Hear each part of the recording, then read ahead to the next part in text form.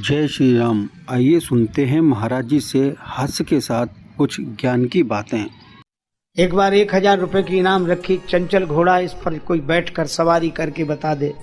वो घोड़ा इतना चंचल कि जो पीठ पर बैठे उसी को गिरा दे।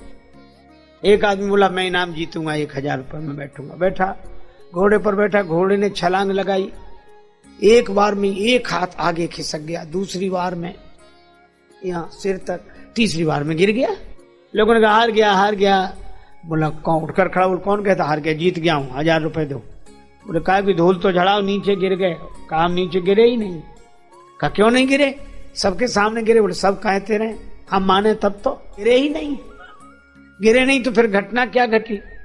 उसने कहा हम तो प्रगतिवादी हैं।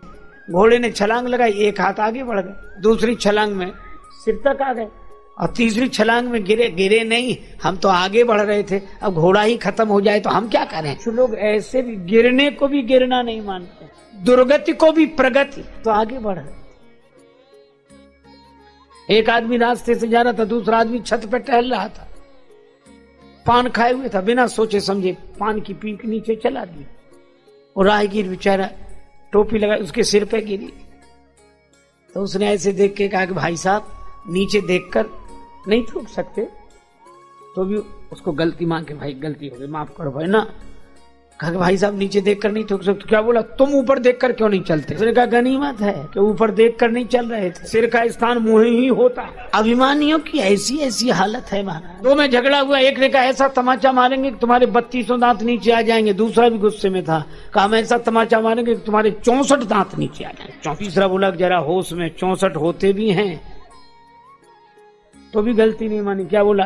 हम जानते थे हम दो के झगड़े में तुम तीसरे जरूर बोलोगे। 32 उसके, 32 तुम्हारे, 64 पूरे। ये भाई हमारी तो यह दशा है। हनुमान जी पीछे रहे तो भी कुछ नहीं, आगे रहे तो भी कुछ। पीछे रहे तो गिलानी नहीं, आगे रहे तो अभिमान नहीं। लंका में वंदन हुआ, लंकनी ने वंदन किया। तात मोरी अति पुण्य बहुता, देखियो नयन राम कर दो। वंदन हुआ तो भी कोई फर्क नहीं पड़ा, और दूसरे दिन बंधन में बंध गए तो भी कोई फर्क नहीं। मोह न कछु बांधे कई लाजा, कीन चाहो निज प्रभु कर काजा। गिलानी हो न गुमान हो, ऐसे श्री हनुमान है। अब हनुमान जी तीनों रूपों में देखना चाहिए। अब गुरु रूप में अगर देखें, साथ हनुमान जी जा रहे हैं, शब्द जाल का जंगल। अच्छा जरा इस पर विचार करें। भगवान शंकराचार्य कहते हैं शब्द जाल का जंगल है, लेकिन क्या यह भी शब्द नहीं है? जैसे कोई कहे कि तुम सत्य स्वरूप हो, आनंद स्वरूप हो, चैतन्य हो, यह सत्य तो है, पर क्या यह भी शब्द नहीं है? तो शब्द भटकाता है या शब्द सत्य तक पहुंचाता है? पर भगवान शंकराचार्य कहते हैं कि जंगल है, भटका देता है। चलो इसको आप ऐसे विचार करो कि शब्द बहुत जरूरी है, लेकिन असावधानी हुई तो जो शब्द सत्य तक पहुंचाता है, असावधानी होने पर वही पूरी तरह भटका देता है। कैसे? ऐसे समझो कि जैसे हम लोग दुनिया भर देखना चाहें तो देखते ही हैं, भगवान ने आंखें दी हैं, अकल दी है, देख लेते हैं। लेकिन अगर अपना चेहरा देखना हो तो दर्पण की जरूरत है कि नहीं? तो दर्पण के बिना चेहरे का ज्ञान होगा? नहीं होगा। तो दर्पण चेहरे तक पहुंचाता है कि भटकाता है? चेहरे तक पहुंचाता है, लेकिन दर्पण भटका भी सकता है। कब भटका देता है? कि जब हम चेहरा देखते हैं दर्पण में तो कहां दिखता है? वहां दर्पण में दिखता है। अच्छा आप विचार करो, क्या दर्पण में चेहरा है? विडंबना यही है कि जहां दिखता है वहां होता नहीं है, और जहां होता है वहां दिखता नहीं है।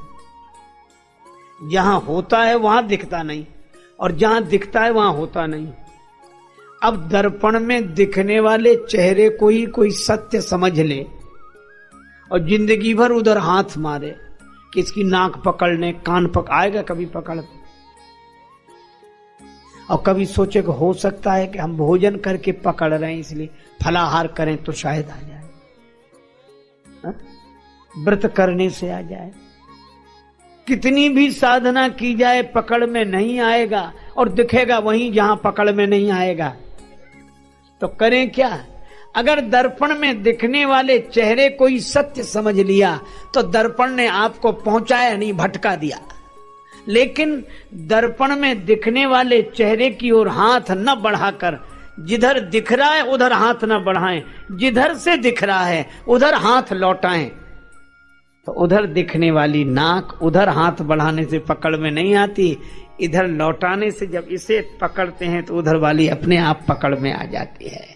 तो देखना उधर पड़ता है, पाना इधर होता है।